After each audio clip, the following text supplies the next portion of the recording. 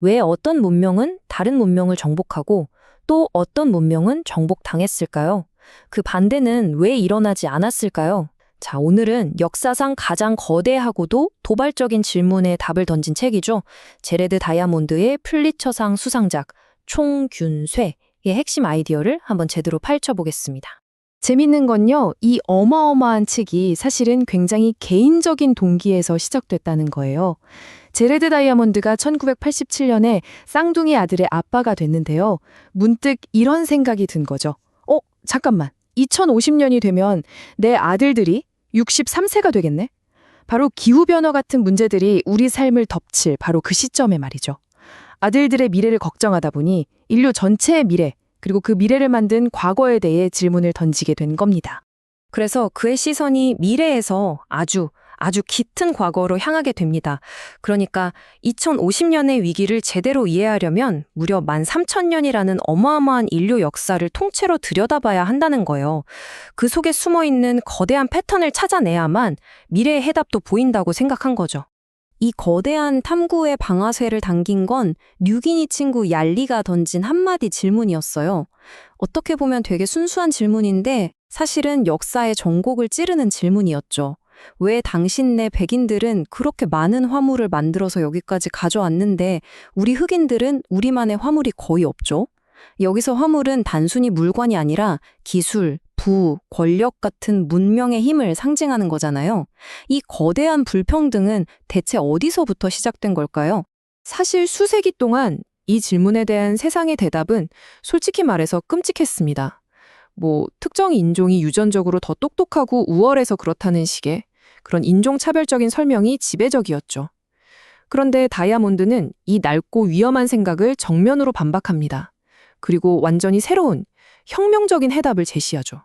그의 이론의 핵심, 바로 환경 결정론입니다. 아주 간단하게 말하면 이런 거예요. 인류 역사의 불평등을 만든 건 인종의 차이, 그러니까 유전자가 아니라 우리가 발딛고 시작했던 땅, 바로 질이었다는 겁니다. 누가 더 똑똑하고 열등한가의 문제가 아니라 그냥 어떤 환경에서 출발했느냐가 모든 걸 갈랐다는 거죠. 다이아몬드는 역사를 마치 거대한 도미노 게임처럼 설명해요. 모든 것의 시작은 바로 지리적 행운이라는 첫 번째 도미노였습니다. 이 첫 번째 도미노가 딱 넘어지는 순간 그 뒤에 있던 도미노들이 차례차례 거의 필연적으로 쓰러지는 연쇄 반응이 일어났다는 거죠. 자, 그럼 그 도미노가 어떻게 쓰러지는지 한번 따라가 볼까요? 이거 정말 재밌습니다. 모든 건 먹고 사는 문제에서 시작돼요. 첫 번째, 유라시아 대륙은 정말 운이 좋게도 밀, 쌀처럼 작물화하기 쉬운 식물이랑 소, 말처럼 가축으로 만들 수 있는 대형 동물이 널려 있었어요. 이게 바로 안정적인 농업, 그리고 잉여식량이라는 결과를 낳습니다. 자, 먹고 남는 게 생기니까 어떻게 될까요? 모든 사람이 농사만 지을 필요가 없어진 거죠. 드디어 군인, 관료, 발명가 같은 전문가들이 등장할 수 있게 된 거예요. 그리고 바로 이 전문가 집단이 기술, 즉 총을 만들고 조직화된 사회, 즉 쇠로 무장한 군대를 만들고 또 가축과 함께 살면서 얻은 균을 퍼뜨리며 제국을 건설하게 된 겁니다. 이걸 거대한 기계 장치로 상상해봐도 좋아요. 작물화, 가축화가 가능한 동식물이 어디에 있느냐? 이게 가장 첫 번째 톱니바퀴예요. 이 톱니바퀴가 딱 돌아가기 시작하니까 잉여식량이라는 두 번째 톱니바퀴가 맞물려 돌고 그 힘으로 사회 분업이라는 톱니바퀴가 돌고 결국 총, 균, 쇠라는 최종 결과물이 튀어나오는 거죠. 이 기계가 바로 문명의 격차를 만들어낸 겁니다. 여기서 우리가 꼭 짚고 넘어가야 할 중요한 개념이 있어요. 바로 궁극적 원인과 직접적 원인을 구분하는 겁니다.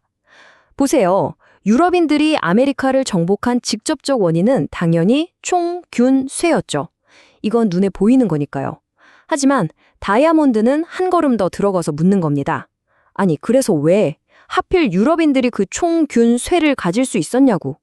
바로 이 질문에 대한 답, 즉 보이지 않는 궁극적 원인이 바로 지리적 환경에 있었다는 게 이 책의 핵심이에요. 그런데요, 이 총, 균, 쇠 중에서 가장 무서웠던 게 뭔지 아세요? 바로 균이었습니다. 유럽인들은 수천 년 동안 가축이랑 같이 살면서 온갖 질병에 대한 면역력을 키웠잖아요. 근데 그들이 옮긴 천연두 같은 병균들이 면역력이 전혀 없던 아메리카 원주민들에게는 그야말로 재앙이었어요. 원주민 인구의 최대 95%가 이 병 때문에 사라졌다고 하니까요. 이건 뭐 총이나 칼은 비교도 안 되는 보이지 않는 대량 살상 무기였던 거죠. 자, 그런데 여기서 또 한 가지 궁금증이 생겨요. 아니, 농업 자체는 아메리카나 다른 대륙에서도 독립적으로 시작되지 않았나? 맞아요. 그런데 왜 유독 유라시아 대륙에서만 발전 속도가 거의 폭발적으로 빨랐을까요? 다이아몬드가 내놓은 대답은 정말 기발합니다. 바로 대륙의 모양 때문이라는 거예요. 지도를 한번 보세요. 유라시아는 동서로 길쭉하게 뻗어 있죠. 같은 위도상에 있으니까 기후가 거의 비슷해요. 그러니까 중동에서 개발된 밀 농사 기술이 유럽이나 중국까지 거의 고속도로를 타고 달리듯이 쫙 퍼져나갈 수 있었던 겁니다. 반대로 아메리카나 아프리카 대륙은 어때요? 남북으로 길게 뻗어 있잖아요. 상상해 보세요.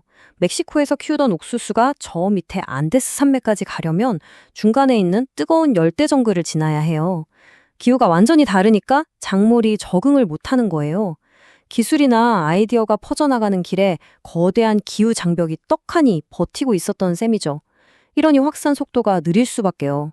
자, 여기까지가 제레드 다이아몬드가 제시하는 거대한 그림입니다.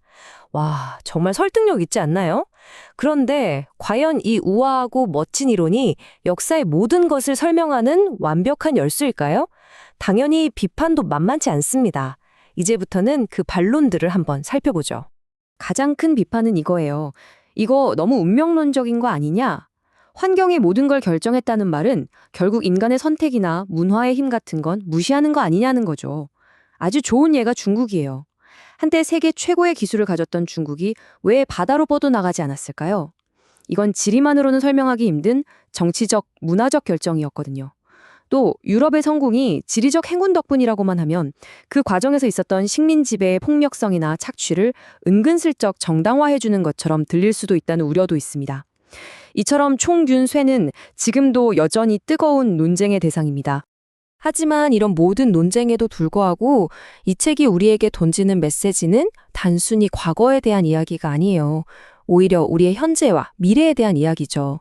맨 처음으로 돌아가 볼까요? 다이아몬드가 이 책을 왜 썼다고 했죠? 맞습니다. 바로 2050년 자신의 아들들이 살아갈 미래를 걱정해서였어요. 이 책의 진짜 핵심은 바로 여기에 있습니다. 지난 3만 3천 년 동안은 환경이 인간의 운명을 좌우했습니다. 하지만 지금은 상황이 완전히 역전됐어요. 바로 우리 인간의 선택이 지구 환경 전체의 운명을 결정하는 최초의 시대에 우리가 살고 있는 겁니다. 결국 총균쇠가 우리에게 던지는 마지막 질문은 이거 아닐까요? 과거 우리를 지배했던 거대한 힘의 원리를 이제 알게 된 당신은 미래를 위해 무엇을 선택하겠습니까? 그 답은 이제 바로 구독, 좋아요,